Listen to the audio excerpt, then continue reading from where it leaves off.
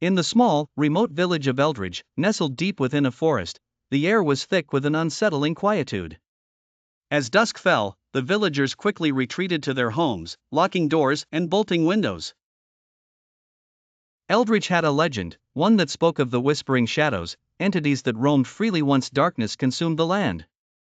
The shadows were said to whisper your deepest fears, drawing you into eternal night if you listened too long. Sarah, a young and curious woman, arrived in Eldridge to find solitude after the tragic death of her parents. The village, with its quaint cottages and winding paths, seemed the perfect sanctuary. Ignoring the villagers' warnings, she ventured out after dark, armed with nothing but a lantern and her sketchbook. She was an artist, and the forest at night had always inspired her. As she wandered deeper into the woods, the lantern's light flickered, casting long, eerie shadows that seemed to dance and twist. A soft whisper echoed behind her, barely audible, like a breath against her ear. Ignoring it, she sketched furiously, trying to capture the mystical aura of the night. The whispers grew louder, words forming in the darkness. They spoke of her parents' death, stirring memories she had buried deep within.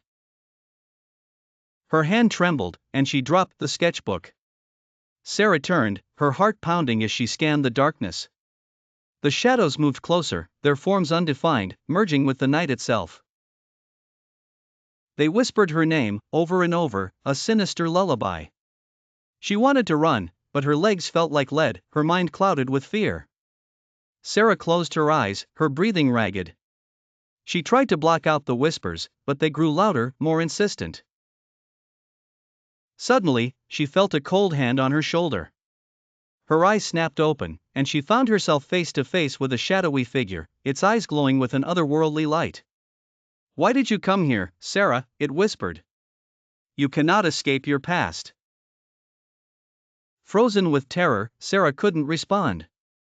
The shadow tightened its grip, pulling her into an abyss of darkness. The villagers found her the next morning, lying motionless at the edge of the forest, her sketchbook beside her. Her eyes were wide open, filled with a profound sadness.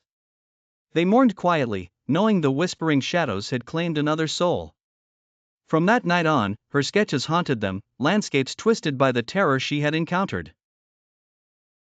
Eldridge remained a village of silence, where no one dared to venture out after dark, and the legend of the whispering shadows lived on, growing darker with each passing year.